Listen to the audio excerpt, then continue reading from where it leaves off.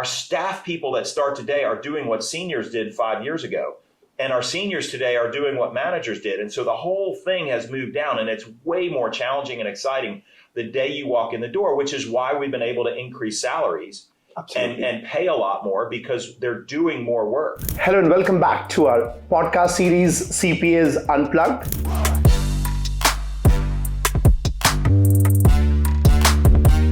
Today on the episode, we have a very special guest, Mike McCarthy, who's the managing partner at Hancock Askew. Mike, welcome to the show. Thank you. Glad to be here. Appreciate it. So Mike, you graduated in accounting in the early 90s. 1991. It's been more than 3 decades now. Yes. How's been your journey in public accounting, over this very, very long period of time? You know, it's been interesting. So I started, I graduated from Auburn University. I got my logo going today, and watch out LSU this weekend. But, I started with Ernst & Young, which is one of the very largest firms in the world. And then I was there for 13 years. And then I came here, and I can talk some more about that. But the interesting thing is there was not an accounting shortage back then. In fact, the Big Four were being formed. When I started interviewing, I interviewed with Ernst & Whinney, and by the time I was actually hired and started my job, I was with Ernst & Young, because Ernst & Whinney had merged with Arthur Young, and the Big Eight were consolidating down to the Big Four, and people were just happy to have a job. They were just thrilled to have a job, and so people worked really, really hard because there wasn't the job security. And today is almost the exact opposite. There's way more jobs than there are accounting graduates. And so accounting graduates have 10 jobs to choose from when they come out of college. So it's really interesting. But the technology has played into this so dramatically.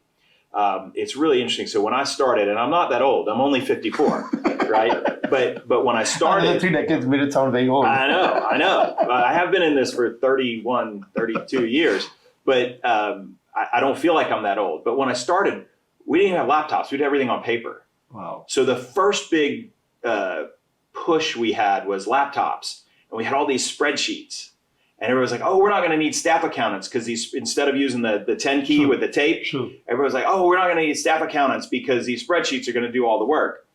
And there was a shortage of accountants, right? So then a couple years after that, they but it became widespread to use the fax machine. So we were no longer using sending letters and combining confirmations and stuffing envelopes. They're like, oh, we don't need as many staff. And there was still a hiring spree and a need for accountants. Then we went to electronic working papers, and we didn't need to do all the filing and all the stuff. And again, we had a shortage of people. The next big technological revolution was email, email and the internet. We can talk to clients directly. We don't have to call them on the phone, and we're not going to need as many staff accountants. And of course, there's a shortage of staff accountants.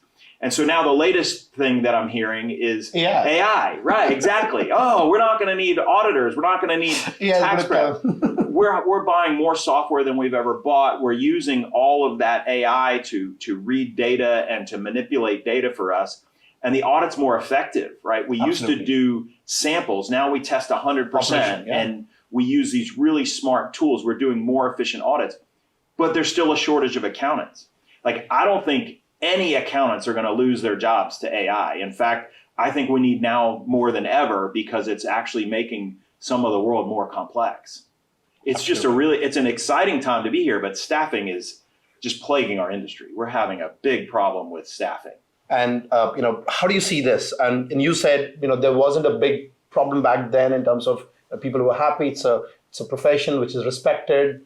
Right when I started in 1991, 1992, there were actually some layoffs and there was no problem.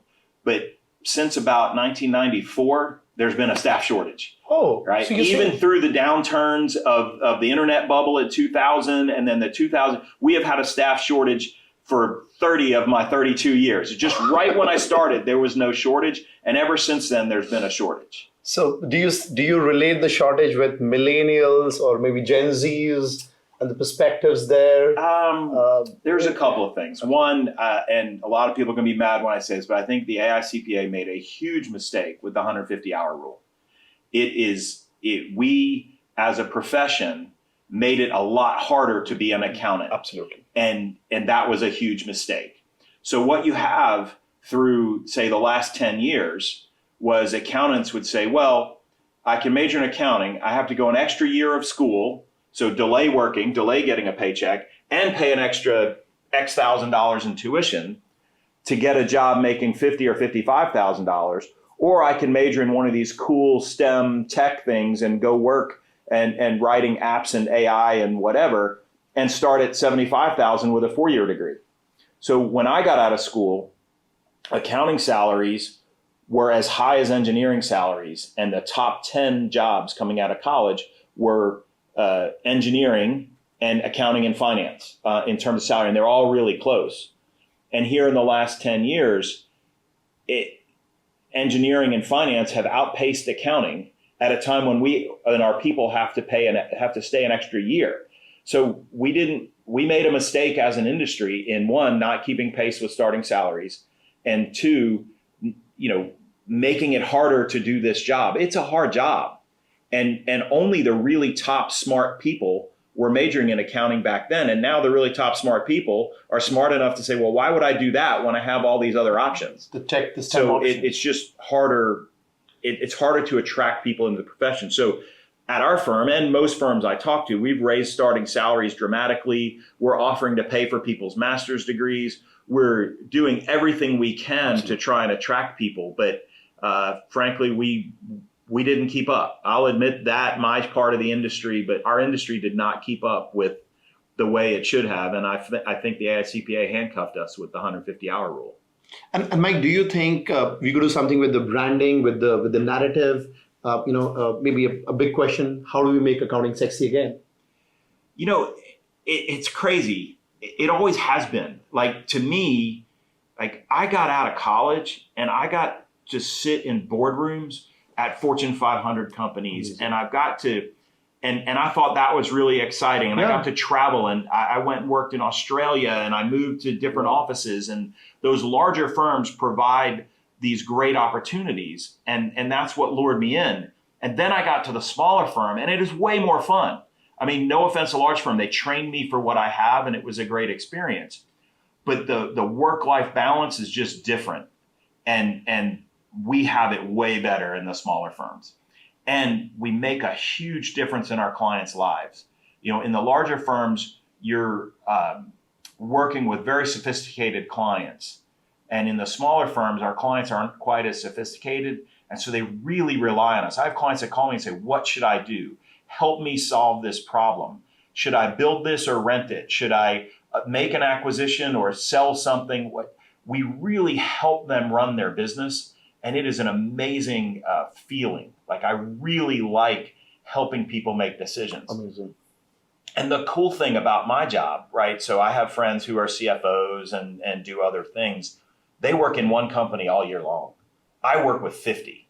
I get to see how things are made, how things are built. I get to tour factories. I get to see how different people make money and how people lose money and what mistakes people made. And I could tell you how tons of different businesses work, and I love that. If you're an intellectually curious person and you like learning, this is an amazing profession. And it really is exciting and sexy, for lack of a better term, because it is no humdrum to it. It is not, people think of accountants with the green eye shade, working on the ledger. Counting the beans. That may be the case in some accounting jobs. That is certainly not the case at Hancock Askew or at many of the small regional firms. They're exciting, and we're doing really interesting things. And the way we use technology, I could go on and on. The way we use technology, it's really fun. And Mike, I love the point that you mentioned about career opportunities at the big firms, the big four today, and a lot of fast-growing firms. Hancock Askew's, as I see, is one of the top 10 fastest-growing firms in the country. So you have a big firm which are very, very strong, perhaps employer brand, and then you have a lot of regional, very aggressive firms with more client exposure, more horizontal. I mean, what would you advise a lot of youngsters who sort of get attracted? I mean, the big fours are, of course, big, and then you have a lot of other firms. What's it for somebody who's just starting off? I mean, do I, as a young professional, look at a partner track? Maybe I'll ask you how much money you make, but I'm not going to say how much money I make, but I will say I lead a very good life. Most partners in CPA firms make more than most doctors and most lawyers. Like, this is a really, really good, attractive career. Everybody's so harsh. So I don't know why they're so hush. It is a really, really good career. A really good career. I get that. So, it is interesting. So, messaging is a big deal, right? Social media and even if you think of our political environment, and I'm not going to talk about politics, but the people that get elected may or may not be the best people for the job. They're the people with the best message on social media and the best branding and the best whatever. Well, as much as I hate to admit it, the Big Four has incredible branding. So two things. One, they have that cachet, right? It's not that certain clothing brands may not be a better shirt than your shirt, but it might have a different brand, and I might have paid $50 more or less, whatever, because of the brand on it, right? Well, they have a brand, and they also have a lot of money. They have endowed professorships at universities, and they pay the professors. So all those professors are telling the kids, oh, you need to go work for the Big Four. You'll get a better experience. Go to the Big Four. Only if you can't get into the Big Four should you go to these regional firms. Frankly, that's what I was told. And I went to the Big Four. This is a better job. This is more fun. It's more entrepreneurial. If you want to be somebody who makes a difference in your clients' lives, who gets really involved in their business and helps them make decisions. So Mike, we were talking about the big accounting firms and a lot of opportunities with mid-tier public accounting firms where client exposure, learnings for young professionals. So over to you. Yeah, well, the big firms have their place. They're fantastic. And frankly, my firm can't audit Coca-Cola or Ford Motor or do their taxes because they're in all those countries. So we really need those global worldwide firms to serve those global, global companies. And if that's what you're excited about, then by all means, go work for one of those firms. But if you're more interested in sort of small business and a little better work-life balance and the way we run our firm is just different. My mug here has a little logo for busy season, but my busy season now isn't near what it used to be when I was with the Big Four. We spread things out. We push things into the summer. We intentionally extend clients and do things to level our workload. The most important thing for us is that our staff, we want to build a firm that our staff want to work for. Absolutely. That they want to be part of. And the Big Four are trying to do the same thing, but they have deadlines and things that are just regulatory and different than what I have. So I am by no means making a comparison. They really can't compare. They're just different. And that's the one thing I want to make sure people understand is public accounting is not the same everywhere. It's just different at this level. It's a different job. And so if I could do anything and let people know this isn't another version of the Big Four, it's a different job. And that's a necessary job, but this is a necessary job. We work with small business and the people that need help. And it's fun. We make a difference. So, and you have Hancock Askew with a legacy of more than 100 years, and you're the managing partner, the top boss here. Is it a lot of pressure? Journey. A little bit. Our firm started in Savannah in 1910, so we're going on 113 years now. And it had always been a small town firm, mostly doing taxes and small business work, and was 2 or 3 partners in the 60s and 70s. And my predecessor in this role, Harry Haslam, in the mid 90s, he had our firm join the BDO Alliance, which has been fantastic for us. It's given us exposure to larger clients and other things. And he made the decision that he was going to hire younger people and perpetuate the firm instead of try and sell it. And that's because that's what the partners before him did, is they wanted to let the firm perpetuate. And so the firm went on a path of hiring younger people, which is different because a lot of small firms, the partners just hang on to kind of keep all the money, so to speak. Well, when you hire younger managers, you got to pay them. And so the partners are giving up some salary along the way to make opportunity for these young people. But then those young people become the future of the firm. So the predecessor before me made the decision, we're going to grow and expand this firm. And he did that in Savannah.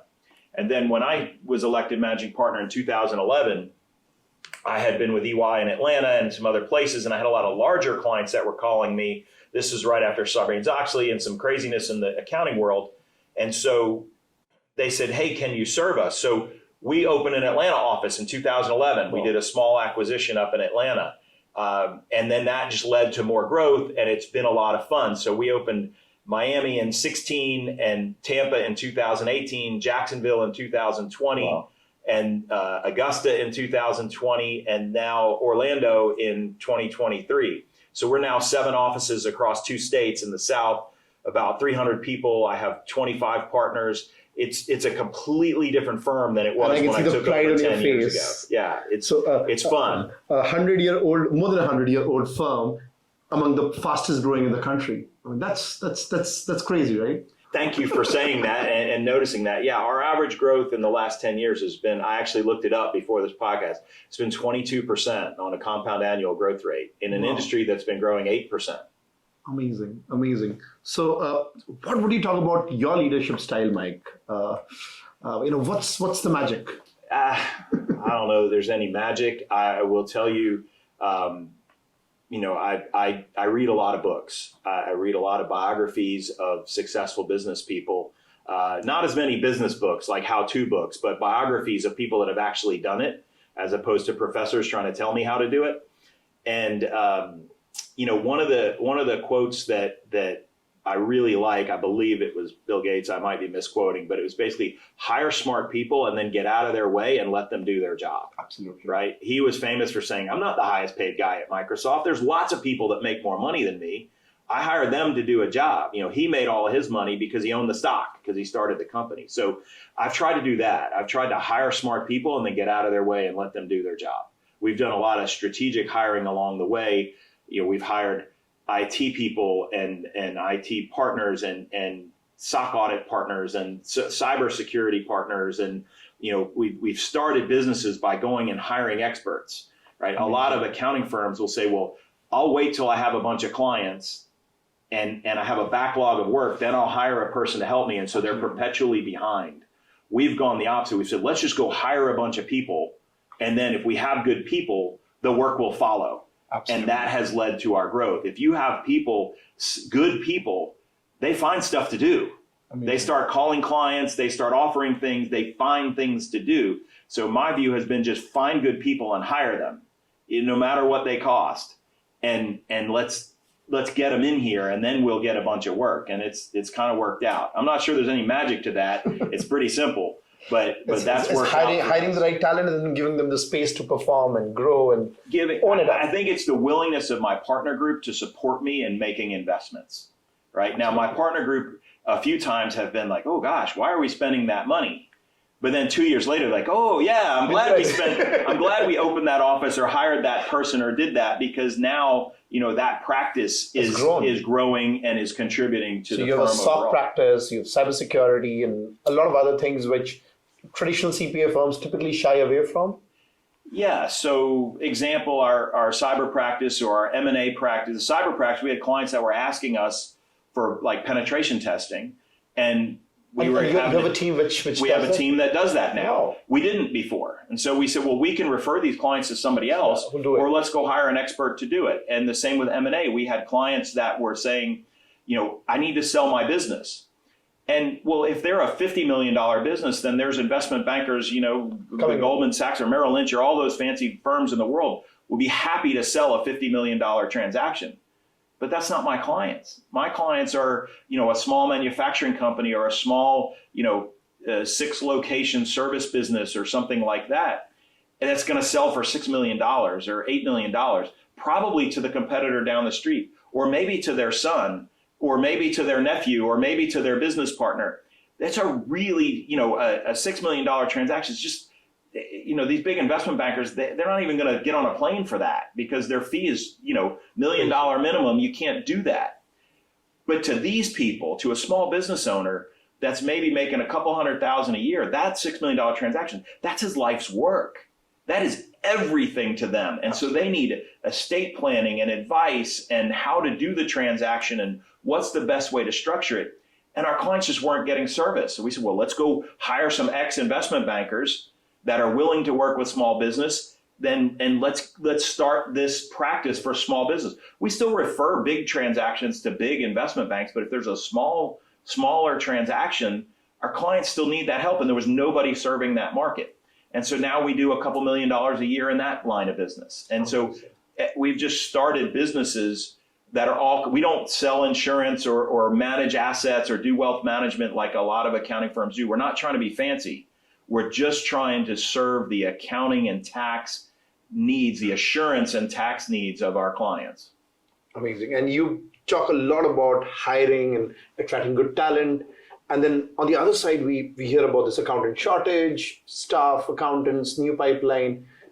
Do you also, as you go on a hiring spree, expansion, getting good people, do you also face the heat of this accountant shortage, the talent pipeline shortage, and you trying to grow so fast? Are you able to find all the accountants you need? How's the landscape been over the last few years, or last few months? It's been the trickiest I've ever seen. In my first, up until 2 years ago, really 18 months ago, we had never lost an accountant at Hancock Askew to another accounting firm. Of course, we've had people leave. We had people go to work for clients, people changing. This job isn't for everybody. We hire young people out of college, and there's very few people like me. I started in public accounting. I'm still here 32 years later. A lot of people change jobs throughout their career, and that's just natural, and that's okay. So when we hire people out of college, we assume some of them aren't going to want to stay. But we've always been good paying, high compensation, and good family work-life balance, and just a good culture and a good place for people to work. But there's such a shortage now that other firms, particularly some of the larger firms, are throwing crazy money at people that we just can't match given our cost structure. Or you have the people that want to move to some small town somewhere and work 100% from home. And we do have about 25 or 30 full-time remote workers. We're embracing that, but everybody doesn't fit that mold. But right now we have remote workers, we have hybrid workers, we have every trick in the rule. We have offshore. We use technology. We use software and technology to do work that staff were doing before. It's really interesting. Like people coming into the profession, I'm not that old, but when I came in, all I did for the first few years was run an adding machine. And basically I proofed reports and I made sure that the people above me did, that it footed and added and that things were accurate. We don't do any of that anymore. Software does all that for us. Correct.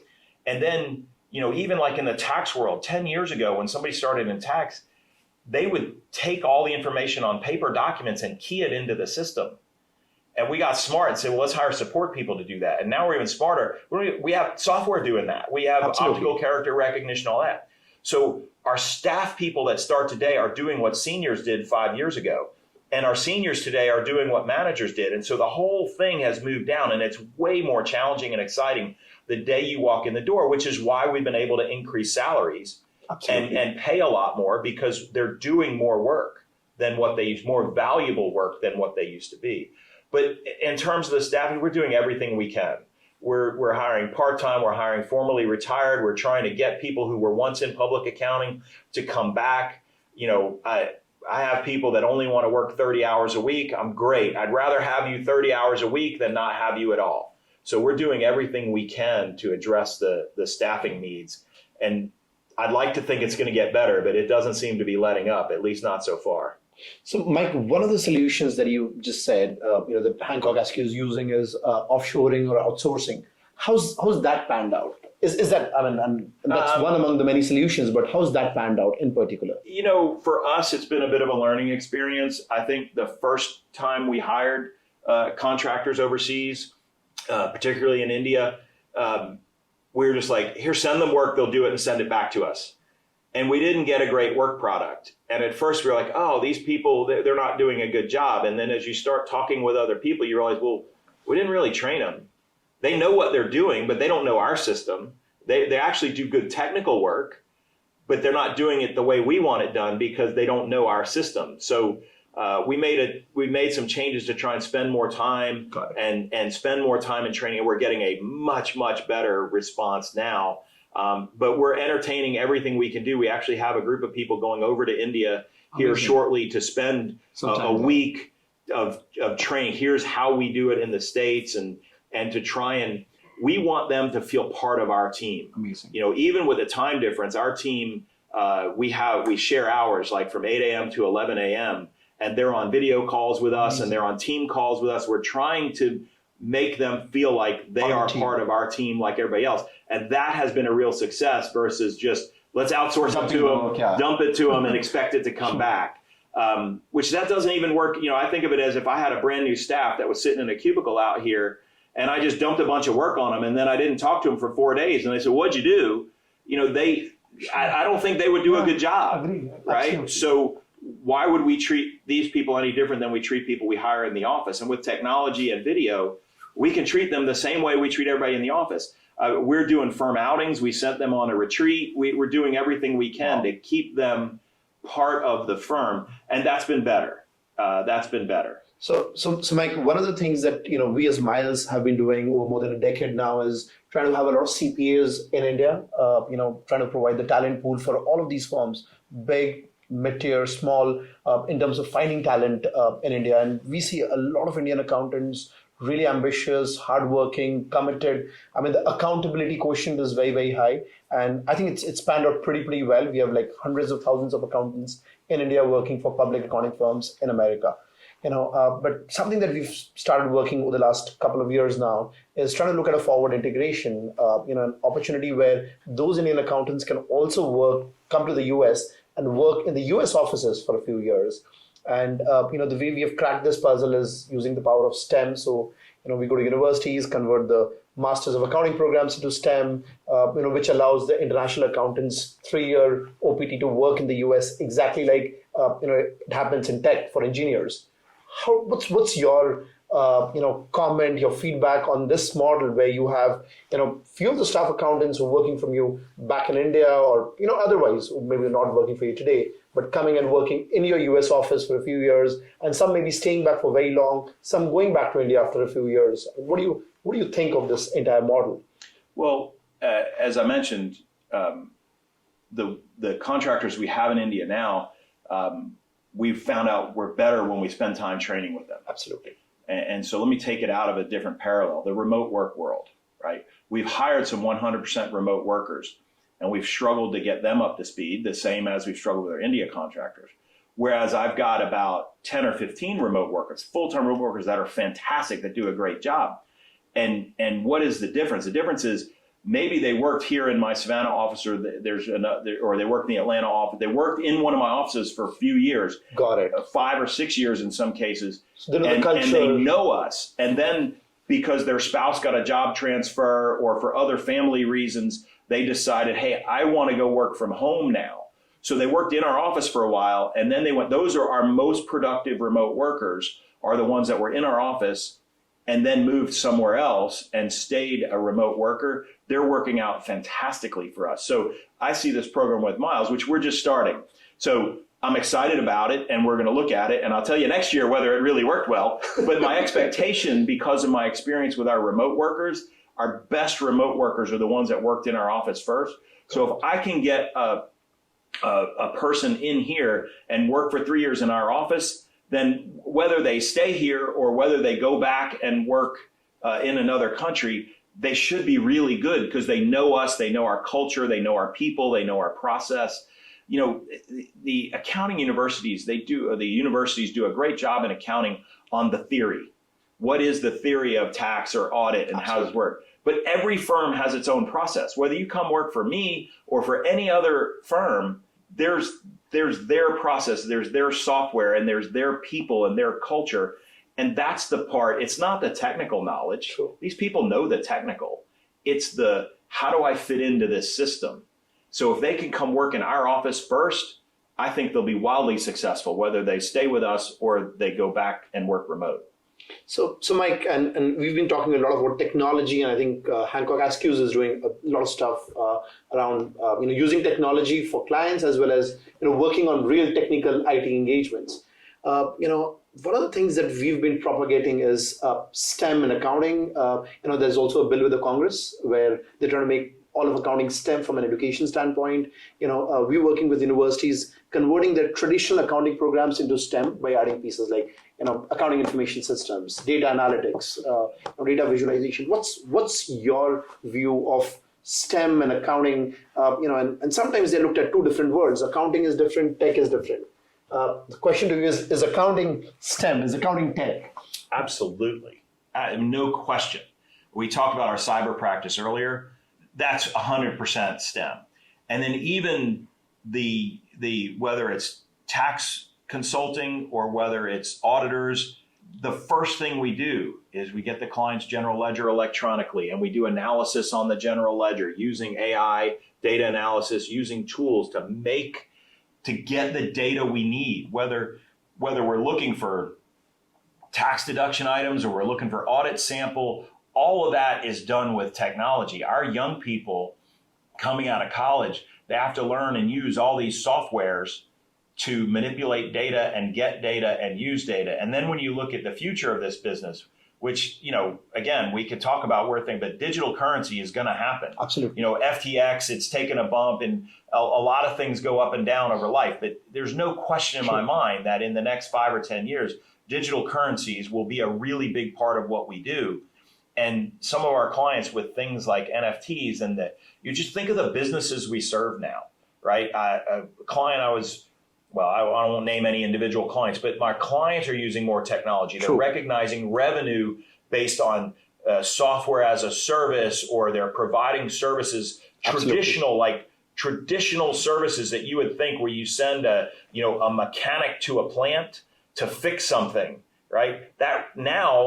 That's a tech guy working at his computer, logging into the machine at the plant to figure out what went wrong. Even an auto mechanic now, the first thing they do is plug it up to the computer. So every industry is going tech, and everything we do in accounting is coming through systems and our people have to have an analysis of that. And what do you see the future of accounting in the next few decades? That's a very difficult question. Yeah, that's a difficult question, but I'll say a couple things. A few people have said to me, tax preparation is going to go away because AI is just going to, the government's going to finally build a database where they have all your information and they don't need you to prepare a tax return anymore because their computer is just going to do it for you. And I will say that for, say, H&R Block or Liberty Tax or some of those more simple prep, which is millions and millions of Americans, that's true. That tax compliance is just going to go away. But my clients, they lead complicated lives. They own businesses. They own property. They have trusts for their kids or for their spouse or for their education or for this or for that. They have very complicated lives, and the advice is not going to be automated, right? A program can put the number in the boxes, can take the number from this form and put it in this box and file it with that regulatory authority. No question, AI can do that. But what AI can't do is tell you what's the best way to do something or how to structure your business or what are the benefits to your heirs in the next generation if you do it this way or that way. So I think advice will not get automated. More tech-enabled and more consultative. You're right. Okay. So I don't think AI is going to take any accountant's job. I think people using AI will make traditional accountants who haven't embraced AI less valuable. But I believe there's going to continue to be a shortage of accountants because people need advice. People need advice. When you want to decide what restaurant to eat at, you can look at Yelp and you can take advice. True. There's not much risk in making a bad choice there. When you want to decide, where to invest your money or whether to make a massive business decision, you don't just search the internet. You talk to experts, your accountants, your lawyers, your bankers. And those people are still going to be needed. So I think it's going to be much more consultation, and there's been a discussion in our industry of the shift from compliance to consulting. That is going to continue. I think whereas 10 years ago, this firm might have been 80% accountants and 20% support staff. In the future, it might be 40 or 50% accountants, 30 or 40% tech staff, and 20% support staff, right? Because I have a lot of non-accountants already in my cyber practice, in my M&A practice, in our I'll call it our client accounting service practices, where we're adopting technology to help clients pay bills and read their mail to help them pay their bills, all that kind of stuff. That's technology enabled. This is also an opportunity for accountants to really, so when I talk to you, Mike, it seems like, the role is now an intersection of accounting, business, technology, and entrepreneurship. It's like, absolutely. So if I'm an accountant at Hancock Askew's, I can say, Mike, I love cybersecurity. I want to upskill myself and get there. I want to become a partner. I want to become an entrepreneur. I love the business side. I want to get into M&A business consulting. Yeah, but even if you say I want to be a partner, I have audit partners, I have tax partners, I have M&A partners, I have cyber partners, I have a SOC partner. I have partners that do different things. It's kind of like you go to college and you take some basics and then you pick a major. Yeah. Will come into public accounting, learn everything, and then you can pick a major. Absolutely. You can do audit or tax, and then even within audit, we have public company audit, we have nonprofit audit, we have EBP audit, or within tax, we have estate and trust and corporate and international. Right? We have different, we have people that look at different things, and you can do what interests you. Absolutely. So Mike, I'm not going to go to a little bit of rapid fire questions now. Sure. So, I'm going to have a few questions. Could be one word, one line, a paragraph, whatever works. So let's start with the first one. Coffee or tea? I know the answer, but... Tea. I don't do caffeine. So that's tea on your cup here. Decaf tea. Okay. Wine or whiskey? Whiskey. But did you know that Georgia is actually known as the birthplace for wine? I did not know that. I was just researching it. I did not know that. Well, let me modify. Wine with dinner, whiskey after dinner. Okay, amazing. Georgia or Florida? Well, that's a tough one. I have offices in both places, and I went to college in Alabama. But obviously, I live and work in Georgia. I'm not particularly a football fan for Georgia or Florida. I'm an Auburn fan, so I'm gonna leave that one out there. Are you an early bird or a night owl? Early bird. Let's say you have a long day, started your day. How do you unwind, in the evenings? So every day is not the same, of course, but I try to get up. I try to exercise. I'm one of those crazy people that owns a Peloton, so I try to ride the bike, or I go for a run. On weekends, I ride my real bike outside. So I do try to exercise. Like a biker on the expressway? Yeah, well, I try not to stay off the expressway. Around here, you ride country roads where there are no cars, or hopefully no cars. But try and exercise to relieve stress, and then work a good day, and then go home and have a nice dinner with my wife and talk with my wife. I recently am an empty nester. My kids are out of the house. They're off in college and doing their thing now, so have a lot more time to spend with my wife and with friends and to do other things. One thing about this firm is I don't really work late at night and weekends. I did that earlier in my career at the big firm, and we try and balance the workload a little better here. So, when you go for a vacation, is it a beach or a mountain retreat? A little bit of both. A little bit of both. So I do enjoy. So beaches in Florida and the mountains in Georgia? Well, we live. You're 12 miles from the beach right now, and Savannah has incredible culture and boats and all that kind of stuff. But I got off a plane 2 days ago. I was in South Dakota, out in the woods. So my last large vacation, we took the family and we went to France actually, and we were in the mountains and down in the Pyrenees. So do different things. I like both. And when you're on a vacation, do you also like to read a book? Do you carry your laptop, check on some emails?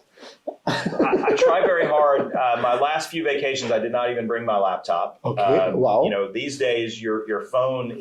Two things. One, if I was the guy that worked through my whole vacation, what kind of message is that sending to my people? Absolutely. Right? Well, I tell them I want you to unplug and unwind, which means I do the same thing. This podcast is also Yeah. Well, last year, I went backpacking in the Rocky Mountains with my nephew's Boy Scout troop, Philmont Scout Ranch. Everybody should go. But I literally had no phone service for 12 days. Wow. And it was fine. And the greatest thing I missed was calling my wife, not checking in with the office. I have good people. Good people, and they do good work. So, I try and unwind. I try not to bring my laptop. I do read a lot. I read, I try and read a lot of books. I like a lot of military histories. I like some military medals. Yeah, that's from some former Hancock employees that got called up from reserves and other things and sent some things back to us, which was great. I like biographies. I've been going through, sort of a phase of just kind of business leaders and some of the founding fathers. And then I like a good, spy novel, just mindless, take your mind off of things and read a good novel. The last book I read was I just finished on the plane back from South Dakota, a nonfiction book about a shipwreck in 2015. Wow. It was called Into the Raging Sea, about a big container ship that had left Jacksonville and had gone its way to Puerto Rico and sunk. With all the technology today, GPS and positioning, they drove the ship into a hurricane. They missed it. Like a crazy story. Wow. So very enlightening though. And you learn a lot of management about seeing how other people create good things with their business and make mistakes. I learn as much from other people's mistakes and my own mistakes, frankly, as I do from what they did well. So if Mike McCarthy were to have a superpower, what would that be? I don't know that I have a superpower, but one thing I've been working very hard on is understanding what's important and prioritizing things and learning when to shut it off. Every day at 5:30, I look at what's on my to-do list, and there's always 20 things on my to-do list. And I say, do I really need to stay late and get this done, or can it wait? And that really needs a superpower. And it's really rare that, I have a lot of... when to stop? Yeah, I have a lot of respect for doctors because they're making life or death decisions. True. I'm not. Right? I mean, there could be a little money on the line, maybe some fines and penalties. And there are some high stress things, but this is not brain surgery. And most things, aren't, we try and make that balance for people. Absolutely. So I don't know that it's a superpower, but trying to prioritize and trying to learn to shut it off. And it's not easy. In this job, I could work 24 hours a day. There's always something to do. That's not the life I want. That's not what I want to do. I'd rather go home and read about a shipwreck, which has nothing to do with my business. But it's very interesting. I'm intellectually curious. And the reason I've stayed in this industry is because it's so fascinating to see how all these businesses run and what they do. And all the people that I'm friends with that have left to go be the CFO somewhere or go do, they miss that challenge. Now, I'm not going to say CFOs don't have challenging jobs. At some companies, it's an incredibly challenging job. But they miss the collegiality of working with other professionals, and it's just an incredible environment. Our average worker here is, 30 or 35 years old. We hire a lot of young people. It's a fun place to work. I used to not be the old guy. Now I'm the old guy. And that's why you're wearing the jacket. Yeah. So if you were not an accountant, if you were not into public accounting, and I know it's a very difficult question again, where would you be? Don't tell me on a ship. No, not on a ship. I do love the water, but after reading that book, I'm not getting on a ship for a while. I think I'd be a high school economics teacher. Wow. Yeah. High school economics teacher. I mean, you love the demand and the supply curves so much. You've been missing it for... I like talking about business. I like learning about business. I like figuring out how things work. And I would love to share that. Amazing. So, Mike, next question. What is the American dream? What is the American dream? Well, one, I'll tell you, I still think it's alive, contrary to what a lot of people say. I am the first person in my family to go to college. My grandfather was a cop. His grandfather was a delivery man. My father started out as a mechanic and worked his way up into being a foreman and then a manager. And he had a great career, but he worked his way up and he does not have a college degree. And every generation in my family has done better than the prior generation. Define better. What does that mean? That means different things to different people. But, the ability to lead a good life and your kids have more opportunity than you have. And I'll tell you this, I have a bachelor's degree.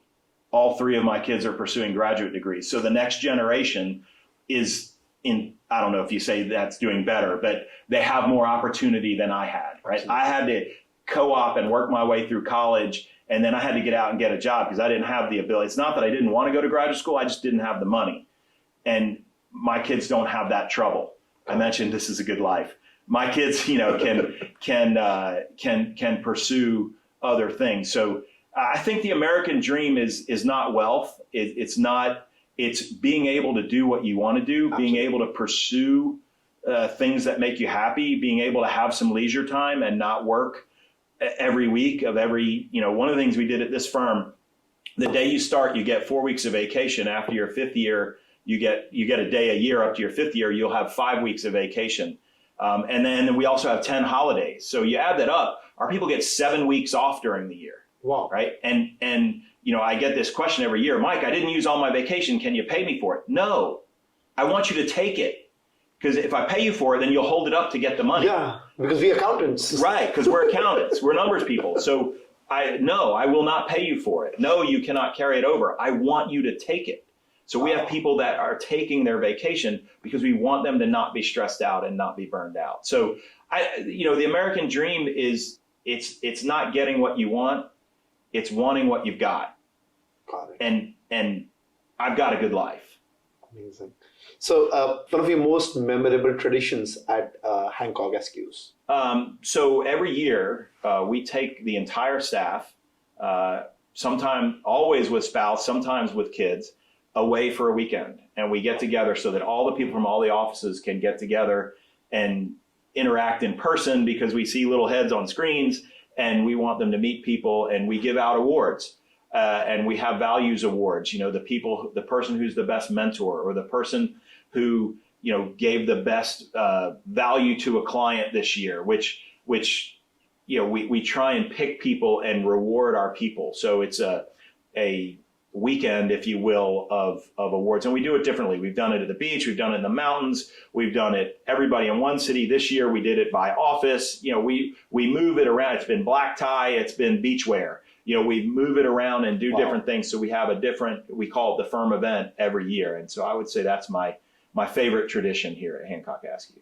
And, before we wrap up, Mike, a message for a lot of young accountants, from the US, from around the world, excited about public accounting, sometimes nervous, anxious.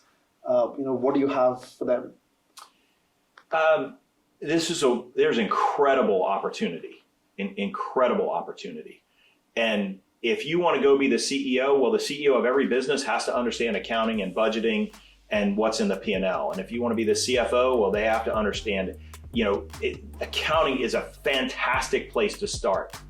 And if you choose to stay in public accounting like I did, that's fantastic. But I would encourage every person out there, go into public accounting first and stay for 5 years.